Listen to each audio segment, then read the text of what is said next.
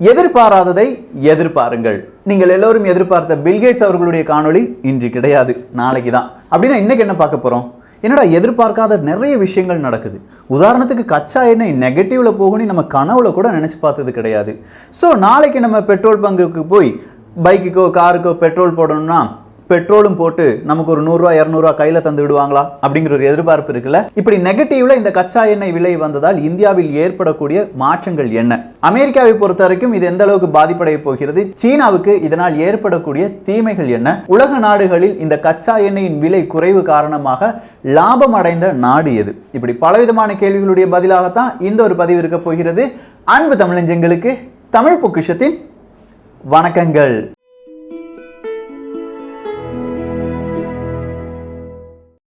So எதிர்பாராததை எதிர்பாருங்கள் அப்படிங்கிறதுல முதல் பாயிண்ட் ரேபிட் கிட்டை பற்றி தாங்க.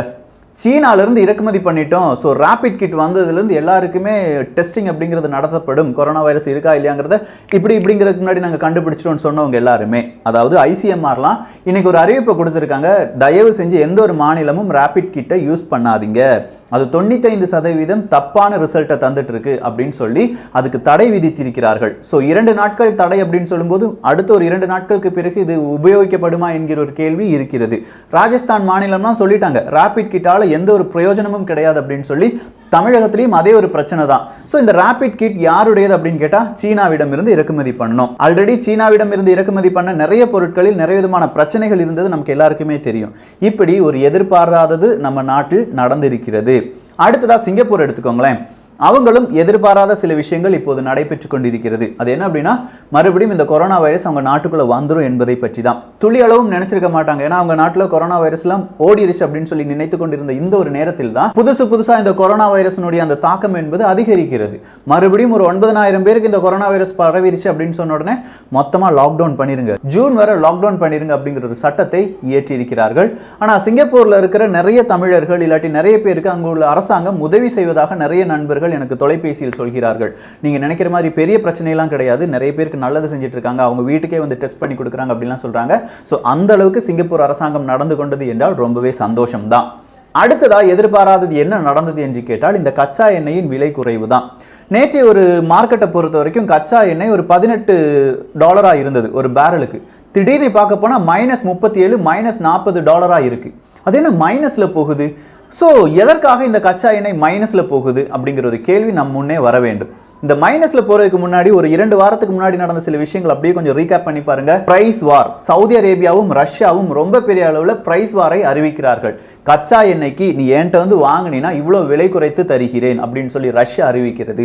சவுதி அரேபியாவும் மறுபடியும் நானும் விலை குறைத்து தருகிறேன் அப்படின்னு சொல்லி அவங்களும் அறிவிக்கிறாங்க. இதனால இந்த கச்சா எண்ணெயுடைய விலை அப்படிங்கிறது ஒரு ஸ்டேபிளா இல்லாமே இருந்தது. இதற்கு காரணம் கொரோனா வைரஸ் மட்டுமே கிடையாது, உலகளவில் ஏற்பட்ட பொருளாதார மந்த நிலைமை அப்படின்னு சொல்லலாம். எந்த நாடுமே அதிக அளவு கச்சா எண்ணெயை இறக்குமதி செய்யவில்லை. ஏன்னா ரொம்ப பெரிய அளவில் மக்கள் வெளியிலே போகாமல் இருக்காங்க, பொருளாதாரத்தில் சுணுக்கம் வந்துருச்சு, நிறைய தொழிற்சாலைகள் இயங்காமல் இருக்கு, பள்ளி கல்வி நிறுவனங்கள் எல்லாமே முடங்கி கிடக்கிறது. இப்படிப்பட்ட நேரத்தில் யாருக்குமே கச்சா எண்ணெய் என்பது தேவையில்லாமல் இருந்தது. ஸோ இந்த கச்சா எண்ணெய் தேவையில்லை அப்படின்னு சொன்ன உடனே இந்த கச்சா எண்ணெய் உற்பத்தி செய்யும் நாடுகள் அந்த உற்பத்தியை குறைத்து விட வேண்டியதானே அப்படின்னு கேட்டா இந்த இடத்துல தான் ஒரு பிரச்சனையே இருக்கு. எந்த நாடு உற்பத்தி குறைக்கும்? இதுதான் இங்க இந்த ஒப்பக் நாடுகளும் ஒப்பக் பிளஸ் நாடுகளுக்கும் இடையே இருக்கும் ஒரு போட்டி.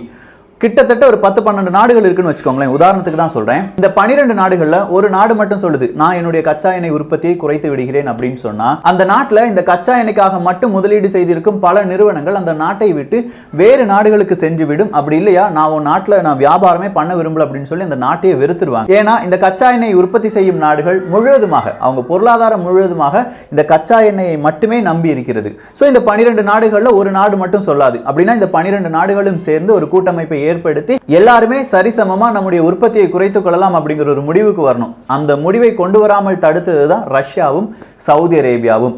ரஷ்யா இந்த களத்தில் குதித்ததற்கான காரணம் அமெரிக்கா அப்படின்னு சொல்லலாம். ஏன்னா அமெரிக்காவில் நிறைய விதமான ஒரு கச்சா எண்ணெய் உற்பத்தி நடைபெற்று கொண்டிருக்கிறது. அதுல குறிப்பா WTA கச்சா எண்ணெய் அப்படின்னு ஒன்று இருக்கு, வெஸ்ட் டெக்சாஸ் இன்டர்மீடியட் அப்படின்னு சொல்லுவாங்க. இது அமெரிக்காவில் இருந்து மட்டுமே உற்பத்தி ஆகக்கூடிய ஒரு விதமான கச்சா எண்ணெய். நார்மலா உற்பத்தி பண்ணக்கூடிய கச்சா எண்ணெயில் இருந்து இந்த WTA கச்சா எண்ணெயில் சல்பரின் அளவு என்பது குறைவாக இருக்கிறது. ஸோ சல்பரின் அளவு குறைவாக இருந்தால் அதை ரிஃபைன் பண்ணி எடுப்பதற்கு பெட்ரோலாகவோ டீசலாகவோ அதை ரிஃபைன் பண்ணி எடுக்கிறதுக்கு ரொம்ப ஈஸி.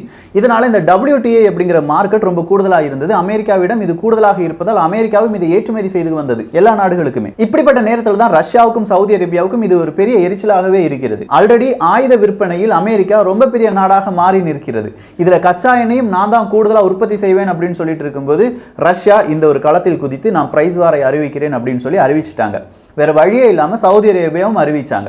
இப்படி இரண்டு பேரும் அறிவித்தது எனக்கு எதிராகத்தான் அப்படின்னு சொல்லி அமெரிக்க அதிபர் என்ன செஞ்சாரு, ரொம்ப நாளா புட்டின் அவர்களையும் சவுதி அரேபியாவின் இளவரசரையும் கூப்பிட்டு இந்த பிரச்சனை எல்லாம் வேண்டாம், நம்ம சுமூகமா இதை முடிச்சுக்கலாம், ஒரு ஒப்பந்தத்துக்கு வரலாம், 9.3 மில்லியன் பேரல் என்பதை நம்ம தினசரி ப்ரொடக்ஷன்ல இருந்து கட் பண்ணிடுவோம். இப்படி ரத்து பண்ணுவதால் என்ன நடக்கும், மீதம் இருக்கும் நாடுகளும் அவங்களுடைய கச்சா எண்ணெயை உற்பத்தி செய்யலாம், போதுமான அளவுக்கு உற்பத்தி செய்யலாம், அவங்களுக்கும் கொஞ்சம் லாபம் கிடைக்கும். இதுதான் எல்லாருமே எதிர்பார்த்தது. ஆனா இன்னைக்கு ஒரு தேதி நம்ம எடுத்து பார்த்துட்டோம்னா யாருமே கச்சா எண்ணெய் வாங்கல. இப்போ சீனாவெல்லாம் எடுத்துக்கிட்டிங்கன்னா போன 2-3 மாதங்களுக்கு முன்பு இருந்தே இவங்க கச்சா எண்ணெய் ஸ்டாக் பண்ண ஆரம்பிச்சிட்டாங்க. இந்தியாவில் போதுமான ஃபெசிலிட்டி கிடையாது. இப்போதைக்கு நம்மகிட்ட ஃபெசிலிட்டி இருந்தாலும் அடுத்ததா 2 பிளான்ட் அப்படிங்கிறத நம்ம செய்ய தான் போறோம். அந்த 2 கச்சா எண்ணெயை சேமிக்கும் கிடங்குகளுடைய வேலை சரிவர நடந்தால் மட்டும்தான் வரும் காலத்தில் கச்சா எண்ணெயினுடைய ஒரு தட்டுப்பாடு இந்தியாவில் இல்லாமல் இருக்கும். 2வது உலகப் போருக்கு பிறகு பல நாடுகளுக்கும் இந்த கச்சா எண்ணெய் இல்லாம போனது. நிறைய விலை கொடுத்து நம்ம வாங்க வேண்டியதா இருந்தது. இந்தியாவும் இதே ஒரு நிலைமையில தான் இருந்தாங்க. ஸோ இந்த ஒரு நிலைமை யாருக்குமே வரக்கூடாது, எந்த ஒரு நாட்டுக்குமே வரக்கூடாது அப்படின்னு சொல்லி அட்லீஸ்ட் ஒரு 80 to 90 நாட்களுக்கு தேவையான கச்சா எண்ணெயை இருப்பு வைத்தார். இந்தியாவிலும் இப்போது 87 நாட்களுக்கான கச்சா எண்ணெய் இருப்பு இருப்பதாக சொல்கிறார்கள். ஆனால் அது பாதிக்கும் மேற்பட்ட இருப்புகள் என்பது தனியார் நிறுவனங்களிடம் இருக்கிறது, இந்திய அரசாங்கத்திடம் கிடையாது. ஸோ இந்த ஒரு நிலைமையில் மறுபடியும் இந்த கச்சா எண்ணெயுடைய விலை குறைந்திருப்பதன் காரணமாக இந்திய அரசாங்கம் கூடுதலான கச்சா எண்ணெயை இறக்குமதி செய்வதற்கான வாய்ப்புகள் கிடைத்தது. ஆனால் சீனா இல்லாட்டி நம்ம அமெரிக்காவெல்லாம் எடுத்துக்கிட்டோம்னா நம்மை விட 10 மடங்கு கூடுதலாக கச்சா எண்ணெயை தேக்கி வைக்கும் திறன் படைத்தவர்கள். அவங்க இந்த கச்சா எண்ணெயை தேக்கி வைக்காமல் இருந்திருப்பார்களா? இப்படி அமெரிக்கா இந்த கொரோனா வந்ததுலேருந்து யாருக்குமே வெளியில் எக்ஸ்போர்ட் பண்ண முடியாதனால அவங்க கிடங்குக்குள்ளேயே இந்த கச்சா எண்ணெயை சேகரித்து வைத்தார்கள். இப்படி சேகரித்து வைத்த கச்சா எண்ணெயும் மறுபடி இடங்கள் பத்தாமல் போனதால் அடுத்ததாக கடல்லையே சேகரிக்க தொடங்கினார்கள். பல டேங்கர்ஸ், நிறைய கப்பல்களை வாடகைக்கு வாங்கி ஒவ்வொரு நிறுவனங்களும் இந்த கச்சா எண்ணெய் என்ன செய்ய ஆரம்பிச்சாங்க, சேகரிக்க ஆரம்பித்தார்கள். சரி, இந்த லாக்டவுன்லாம் சீக்கிரமா முடிஞ்சிடும், நம்ம இந்த கச்சா எண்ணெய் வியாபாரம் பண்ணிடலாம் அப்படின்னு சொல்லி இவங்க சேகரிக்கும் போது தான் இல்லை, இந்த லாக்டவுன் இன்னும் 1-2 மாதங்களுக்கு அதிகரிப்பதற்கான வாய்ப்புகள் இருக்கு, எனவே கிடைக்கிற விலைக்கு நம்ம கச்சா எண்ணெய் கொடுத்துடணும், இல்லாட்டி ப்ரொடியூஸ் பண்ற கச்சா எண்ணெயை மறுபடியும் கடலில் கொட்ட வேண்டி இருக்கும், இல்லாட்டி ஏதாவது செய்ய வேண்டியிருக்கும். ஸோ அதுக்கு பதிலாக யாருக்காவது கொடுத்துடலாமே அப்படிங்கிற ஒரு நிலைமைக்கு நேற்றைய ஒரு தினம் வந்து நின்றார்கள். அத்தனை உற்பத்தியாளர்களும் கொஞ்சமா அவங்களுடைய உற்பத்தியை கம்மி பண்ணினாலும் இந்த உலகத்துக்கு டிமாண்ட் அப்படிங்கிறது ரொம்ப குறைவாக இருப்பதால் இந்த கச்சா எண்ணெயை வாங்குவதற்கு மனிதர்கள் இல்லை, இல்லாட்டி இந்த ப்ரொடக்ஷன் கூடுதலாக இருக்கு. இந்த ப்ரொடக்ஷனை நிப்பாட்டினா என்ன பிரச்சனை? இப்போ நமக்குலாம் ஒரு டவுட் இருக்கும், ஏன் அந்த ப்ரொடக்ஷனை நிப்பாட்டினா போதும்ல, இந்த கச்சா எண்ணெய் வெளியில வராதுல, பூமிக்குள்ளே இருந்துரும்ல அப்படின்னு கேட்டா இங்கே நிறுவனங்களை பார்க்க வேண்டும். நிறுவனங்கள் இந்த ப்ரொடக்ஷன் ஒரு காட்ட நிப்பாட்டி ஒரு மாதத்திற்கு பிறகு தொடங்கலாம் அப்படின்னு சொன்னாங்கன்னா ரொம்ப பெரிய செலவுகள் அவங்களுக்கு வரும்னு சொல்றாங்க. அங்க இருக்கிற மெஷின்ஸா இருக்கட்டும், இல்லாட்டி ஆட்களாக இருக்கட்டும், ரொம்ப விதத்தில் அவங்களுக்கு செலவுகள் கூடுதலாக இருக்கும். அதே மாதிரி அவங்களுடைய ஷேர், பங்கு அப்படிங்கிறது ரொம்ப பெரிய அளவில் பாதிப்படையும். ஒரு நிறுவனம் வேலை செய்யாமல் இருந்து விட்டால் அந்த பங்குகளை சரியாக நிலைநிறுத்துவதற்காகவும், அதே மாதிரி அங்க இருக்கிற மெஷின்கள் பழுதாகாமல் இருப்பதற்காகவும் இந்த ப்ரொடக்ஷனை கண்டினியூ செய்ய வேண்டிய ஒரு நிர்பந்தத்தில் எல்லாருமே இருக்கிறார்கள். இதனால தான் யார் வந்தாலும் இந்த கச்சா எண்ணெய் இவ்வளவு ரூபாய்க்கு நான் குறைச்சி தரேன் அப்படின்னு சொல்லி ஒவ்வொரு நிறுவனமும் போட்டி போட்டு வருது. ஏன்னா அமெரிக்காவுக்கு நல்லாவே தெரியுது வேற ஸ்டோர் பண்றதுக்கு இடமே கிடையாது. ஸோ அவன்கிட்ட எவ்வளோ அடிமாட்டு விலைக்கு வேணாலும் இதை வாங்கலாம் அப்படின்னு சொல்லும் போது தான் இந்த WTI விலை நெகட்டிவ்க்கு செல்கிறது. இதை இந்தியா பயன்படுத்திக் கொள்ளும். ஆனால் கொஞ்ச நாட்களுக்கு முன்பாக, அதாவது ஒரு மாதத்திற்கு முன்பாகவே ரஷ்யாவுக்கும் சவுதி அரேபியாவுக்கும் பிரைஸ் வார் வந்த உடனே சீனா அவங்களுக்கு தேவையான கச்சா எண்ணெயை இருப்பு வைக்க கூடுதலாக தொடங்கியது. இதனால் இப்போது சீனாவுக்கு அது மிகப்பெரிய ஒரு இழப்பாக மாறி இருக்கிறது. ஏன்னா இந்த ஒரு கச்சா எண்ணெயுடைய விலையை விட கூடுதலாகத்தான் சீனர்கள் அவங்க அந்த கச்சா எண்ணெயை இருப்பு வைத்திருந்தார்கள். ஸோ அது சீனாவை பொறுத்த வரைக்கும் ஒரு நஷ்டமாக பார்க்கப்படுகிறது. அடுத்ததா சீனால இப்போ தலை தூக்கி இருக்கும் பிரச்சனை என்னன்னா பெல்ட் அண்ட் ரோடு இனிஷியேட்டிவ் அப்படின்னு சொல்லுவோம்ல, பட்டு வழிச்சாலை, அதுதான் பிரச்சனையே. எல்லா எல்லையும் பூட்டப்பட்டு விட்டது. பட்டு வழிச்சாலை வழியாக ஐரோப்பிய ஒன்றியத்திற்கு, இத்தாலிக்கு நாங்கள் இந்தந்த நல்லது செய்கிறோம் அப்படின்னு சொன்ன அனைத்து நல்லதுமே ரொம்ப பெரிய அளவில் அவங்களுக்கு பேக் ஃபயர் ஆயிடுச்சு. அவங்க கொடுத்த உபகரணங்களாக இருக்கட்டும், இல்லாட்டி இன்னைக்கு அமெரிக்கா ஒரு வார்த்தையை சொல்லியிருக்காங்க, நீங்கள் மெடிக்கல் எக்யூப்மெண்ட்ஸ், மாஸ்க் இதெல்லாமே உங்ககிட்ட நிறைய ஸ்டாக் இருக்குது, ஆனால் கூடுதலான விலைக்கு ஏற்றுமதி செய்கிறீர்கள், இது சரியா அப்படிங்கிற ஒரு கேள்வியை கேட்டிருக்கிறார்கள். இது உலக நாடுகளை ஆமாம் சீனா செய்கிறது தப்பு தான் அப்படிங்கிற ஒரு நிலைமைக்கு கொண்டு வந்துருச்சு. ஸோ சீனா செய்யும் இந்த விதமான குற்றங்கள் பல விதத்திலும் சீனாவுக்கு எதிர்காலத்தை இல்லாமல் ஆக்குவதற்கான வாய்ப்புகள் இருக்கிறது. அதில் முதல் விஷயம்தான் இந்த பட்டு வழிச்சாலை. $1 trillion இந்த பட்டுவழிச்சாலையை தொடங்கிய சீனா இப்போது 3.7 trillion அளவுக்கான கூடுதலான தொகையை இதில் செலவழிக்க வேண்டிய ஒரு நிர்பந்தத்தில் இருக்கிறது. காரணம் என்ன? இந்த பட்டுவழிச்சாலை என்பது பல ஏழை நாடுகளையும் உள்ளடக்கியது. பல ஏழை நாடுகளுக்கும் இவங்க கடன் கொடுத்தாங்க. ஸோ இந்த ஏழை நாடுகளுக்கு எல்லாமே இப்போ பொருளாதார மந்த நிலைமையில் இருப்பதால் பட்டுவழிச்சாலையில் நாங்கள் வர விரும்பவில்லை, இல்லை எங்களால் இனிமேல் கடன் கொடுக்க முடியாது, கடன் வாங்க முடியாது அப்படின்னு சொல்லி இந்த ஒவ்வொரு நாடுகளும் இந்த பட்டுவழிச்சாலையிலிருந்து கொஞ்சமாக அவங்களை விலக்கிக் கொள்ள எதிர்பார்ப்பார்கள். ஸோ இப்படி விலக்கிக் கொள்ளாமல் இருப்பதற்காக மறுபடியும் இந்த சீனா என்ன செய்யும்? நான் இன்வெஸ்ட் பண்ணுறேன், இல்லாட்டி கூடுதலான கடன் கொடுக்குறேன் அப்படின்னு சொல்லுவாங்க. சில நாடுகள் என்ன செய்வாங்க? இல்லை எனக்கு கடன் வேண்டான்னு சொல்லும்போது நான் உனக்கு ஃப்ரீயாக செஞ்சு தரேன் அப்படின்னு சொல்லி சீனா செய்ய வேண்டிய ஒரு நிர்பந்தத்தில் வந்து நிற்கும். இது எல்லாம் சீனாவினுடைய பொருளாதாரத்தை அடுத்ததா கொஞ்சமா அசைத்து பார்ப்பதற்கான வாய்ப்புகள் இருக்கிறது. நீங்க கேட்கலாம், அவங்க கிட்ட நிறைய பணம் இருக்குல்ல, அப்படின்னா அவங்க ஏதாவது சஸ்டெயின் பண்ணி வந்துருவாங்களா அப்படின்னு கேட்டா, இந்த இடத்துல உலக அரசியலை உற்று கவனிக்க வேண்டும். எல்லா நாடுகளும் சீனாவுக்கு எதிராக திரும்பும் ஒரு காலகட்டம் வரலாம். அப்படி வரும் நேரத்தில் தான் சீனாவினுடைய இந்த பொருளாதாரத்தின் அந்த சஸ்டைனபிலிட்டி எப்படி இருக்கு அப்படிங்கிறத நம்மளால் உணர்ந்து கொள்ள முடியும். சரி, இப்போ கடைசியா இருக்கிற கேள்வி, கச்சா எண்ணெயோட விலை மைனஸ்க்கு வந்துருச்சு, நெகட்டிவ்ல வந்துருச்சு அப்படின்னா நான் போய் பெட்ரோல் பங்கில் போய் 1 லிட்டர் பெட்ரோல் போட்டால் 50 ரூபாய் எனக்கு தருவாங்களா அப்படின்னு கேட்டால் இல்லைங்க. இந்த இடத்துல நம்ம நல்லா கவனிக்க வேண்டியது க்ரூட் ஆயிலினுடைய மார்க்கெட் தான். அடுத்த மாதத்திற்கு தேவையான கச்சா எண்ணெயுடைய கான்ட்ராக்ட் தான் இந்த மாதத்தில் விற்பனை செய்யப்படும். அதாவது மே மாதத்திற்கு யாருக்கெல்லாம் எவ்வளோ கச்சா எண்ணெய் வேண்டும் அப்படிங்கிற அந்த மார்க்கெட் நேற்றோடு முடிவடைகிறது. மே மாதத்திற்கான கான்ட்ராக்ட் தான் நேற்று எடுத்திருக்காங்க. ஸோ மே மாதத்துக்கு தேவையான அந்த ஒரு கச்சா எண்ணெயை அவர்கள் உற்பத்தி செய்ய ஆரம்பித்திருப்பார்கள். அது மே மாதத்தின் கணக்கில் தான் இந்தியாவுக்கே வரும். ஸோ இந்தியாவுக்கு மே மாதத்தில் வரும் கணக்கு அடுத்ததாக ஜூன் மாதத்தில் தான் பிரதிபலிக்கும். அடுத்ததாக ஜூன் மாதத்தின் விலையில் தான் இது கூட்டணுமா குறைக்கணுமா அப்படிங்கிற ஒரு நிலைமைக்கு டிஸ்கஸ் பண்ணவே ஆரம்பிப்பாங்க. திடீர்னு இப்போ ஜூன் மாதம் எல்லா நாடுகளிலும் இந்த கொரோனா வைரஸினுடைய பாதிப்பு அல்டிமேட்டா குறைஞ்சிச்சுன்னு வச்சுக்கோங்களேன், கச்சா எண்ணெயுடைய விலை ஏற ஆரம்பிக்கும். அப்படி ஏறும்போது இந்திய அரசாங்கம் என்ன தெரியுமா சொல்லும்? நம்ம வாங்கின அனைத்து கச்சா எண்ணெயும் நம்ம ஸ்டோர் பண்ணி தான் வச்சிருக்கோம், பாதுகாப்பாக வைத்திருக்கிறோம், அதை வெளியில விற்க முடியாது.